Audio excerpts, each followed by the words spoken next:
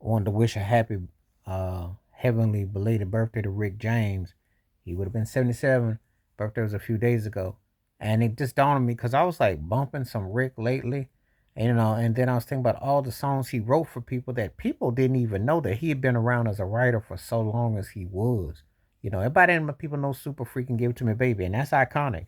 That's 40 plus years ago. But then you think about he started off in the 60s with Maynard Birds with Neil Young. Neil Young, Crosby, Stills, Nash, and James. Think about it. He started playing with Neil Young.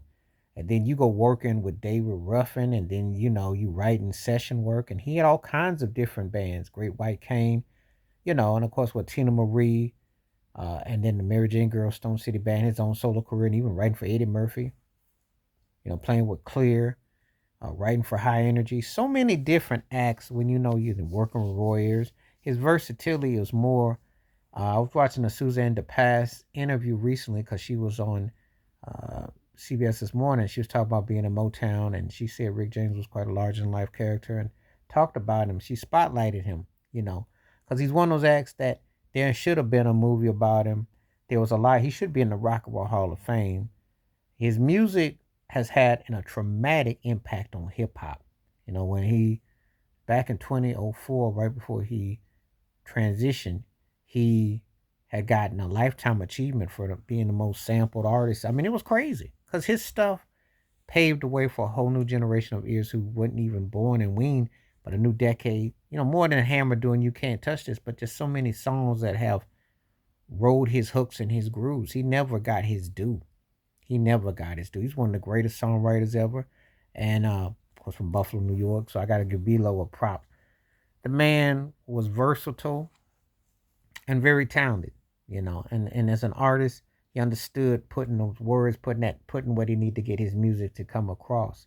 He understood to get exactly what he needed because it hit the way it was supposed to hit, and that's the thing about it. you know. He understood about writing a song like Mary Jane and the multiple meanings of it and making it hit. But then you got a song like Jefferson Ball, which still, when you from Jefferson Avenue in Buffalo, you know exactly what I mean by Jefferson Ball, and that Jefferson Avenue is the truth.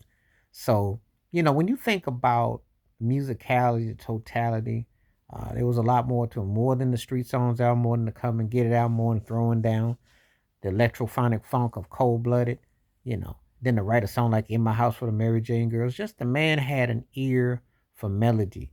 Then you work and bring back the past. You working with the Temptations on Stand on the Top, especially the 10-minute extended version. That thing still is mad funky. And Ebony Eyes with Smokey Robinson, you're singing songs with those cats? Come on now. You know you bad. And you wrote a Deja Vu, I've Been Here Before for Tina Marie. Come on now. Of course, we love Fire and Desire. What we going to say about Fire and Desire? I mean, he just had so many ways. Of course, if you like Party Up with that 80s bop, which was 40 years ago with Eddie Murphy, you think about it. Just so many different layers. But he spoke out about the industry. He talked about the politics. And he scared folks, you know. He scared folks. Now, he was openly dating white women and doing his thing. And he didn't care. He had that Jack Johnson attitude. Folks just could not accept that this dude was free. I think Charlie Murphy said he was the freest artist he ever saw. And I understand it because Rick wasn't jiving. He had machismo and a strong brother that was like not going to tolerate things. And he knew he wasn't playing with that industry. No, he could bring it and he knew how to make that money. He knew what was up. He went through it and he called them folks out. So anyway, I want to take time to remember him, a guy that was just more than just R&B, more than just a soul cat. This cat spoke on different things. He talked about life. He talked about love. He talked about liberty. He talked about justice. He was talking about Reaganomics and all the politics. Well, if he was around today, coming out with an album, talking about what Trump's putting down and Elon Musk, oh man, that album would be, because you think about money talks, and then you bring that up today. And you don't have him acts like today who can speak out on the jive that this industry is today, and these jive turkeys that get all these nominations and whack awards for being half-hearted and half-played. He would speak out on it. You don't have that no more. That's why you miss the OGs. I'm just keeping it 100 because Rick was a real one. Rick was one that kept it 100 on that. So anyway, happy lady would have been 77. Remembering Rick James on what would have been his birthday. Stay safe, stay blessed, stay woke, stay free. He said to like, subscribe, welcome thoughts and comments, and I do respond. Thank you. Wash your hands, keep your mind clear, watch out for another. And props to Stokely from Mint Condition who did that stage play on Rick James and his daughter Ty Ty, because you need to keep that going. Get the Rick James books, and he should have been in the Hall of Fame. It's just mad wrong. There's a lot of politics still against him. And believe me, they petty.